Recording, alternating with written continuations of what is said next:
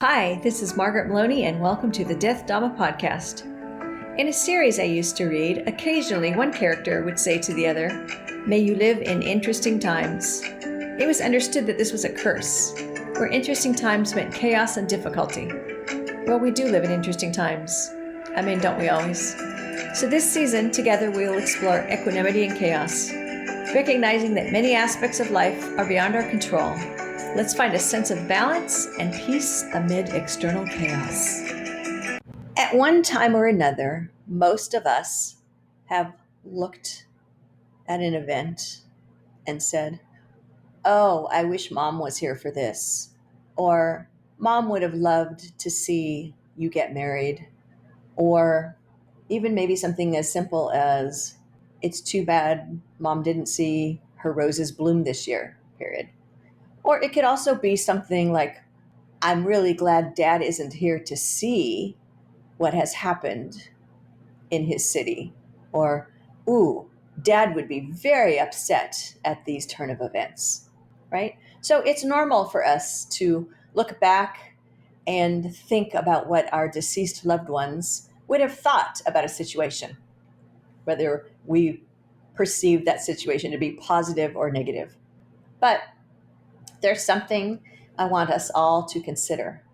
We are looking back at an image that is frozen in time. And the farther away, or the more distance we have between when they died and the event we're discussing, the more likely it is that we might not be accurate. Because we have this image of our loved one as they were before they died. Now time has passed.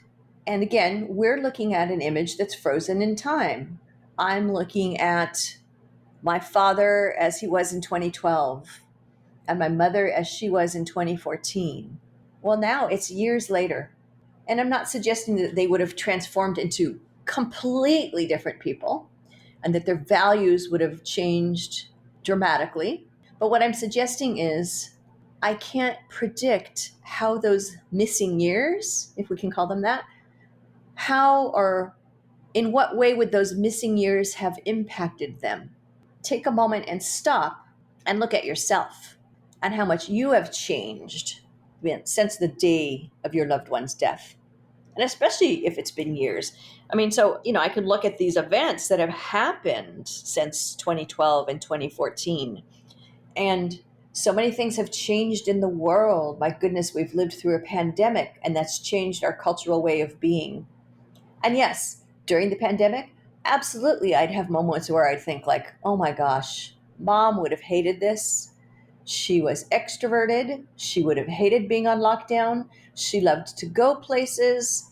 Together, they loved to take road trips, Mom and Dad."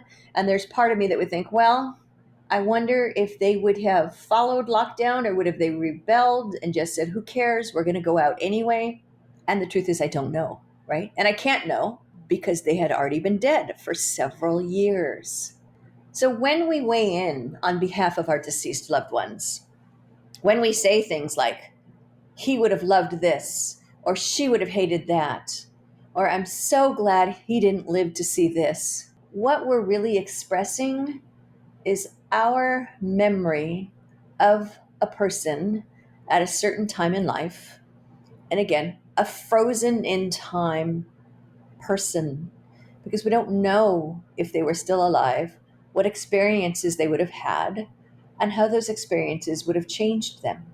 And I'm not suggesting that it's wrong to have that discussion either out loud or in your head about how somebody would have reacted to something, because this is your way of keeping that person that you knew and their memory alive. And it's your way of, even maybe when you talk about it with other people, friends and family, maybe it's your way of kind of bringing them along in your life. They're gone, but you want to bring them along. And if we can bring them along without too much clinging and attachment, then that can be a beautiful thing. But to think that we definitively know what someone who died years ago would think or do or say in a certain moment is unfair, and it's constructing a kind of fabrication that isn't true and might not even be valid. And so we want to be very careful about how we include our deceased loved ones in current events, because we want to do it in a way that we are respecting and honoring their memory and acknowledging that they were an important part of our lives without creating this false persona. You've been listening to the Death Dhamma Podcast with your host, Margaret Maloney. Thank you so much for being here. Come find me on margaretmaloney.com, margaretmeloni.com.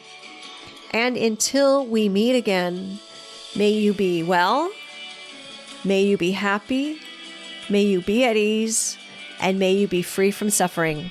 Bye for now.